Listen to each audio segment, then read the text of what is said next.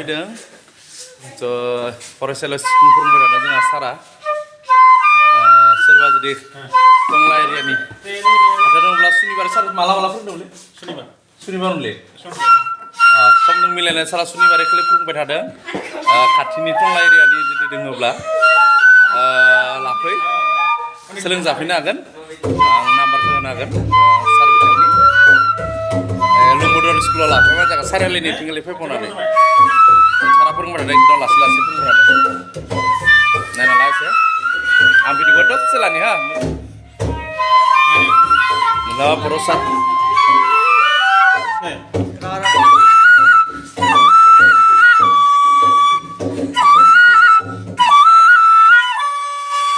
बेबायदि ना बेलालाय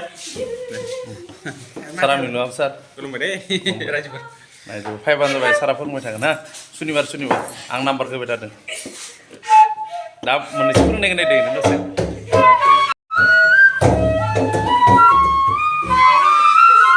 खामनिखौ दा खामनानै सानै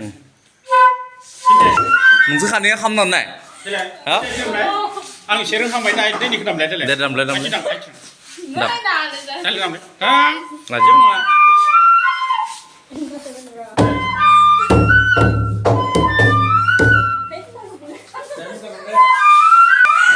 लाजि बिसोरो मानो लाजिनांगौ जाखो बिदि दामनायखौ लाजिनांगौ मोदानदों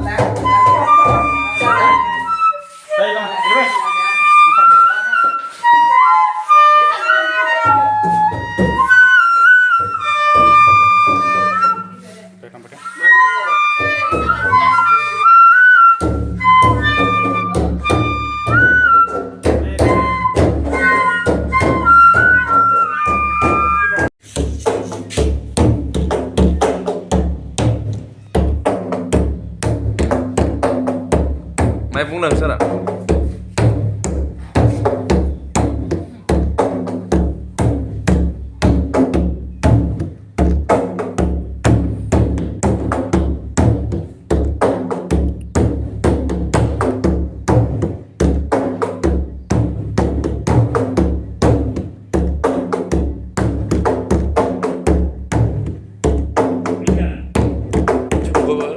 बलखौबो बिदि फोरोंगोन आरो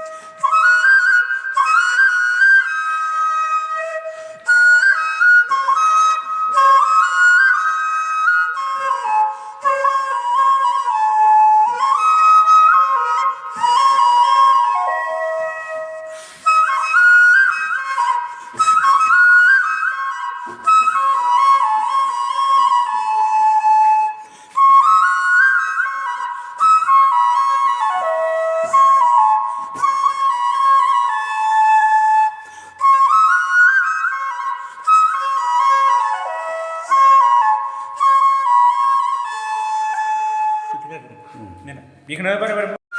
भिडिअखौ बेखिनियाव दोनसै नोंथांमोना जुदि सिफुं लानो गोसो बा सुनिबारै माने प्रति हप्ता सुनिबार फोरोंगोन सारा टाइमखौ दिहुनना लादों स' आं नाम्बारखौ गाहायाव होबाय थादों नोंथांमोना कन्टेक्ट खालामनो जाबाय सारखौबो लोगोसे आंखौ रायज्लायनो टंलानि लम्बुदर सहरिया हाइ स्कुलनि लांगोनाय एबा फरायसालिनि सिङावनो फोरोंनाय जाबाय नोंथांमोना फैबानो जाबाय कन्टेक्ट खालामबानो जाबाय नोंथांमोन अके बाय बाय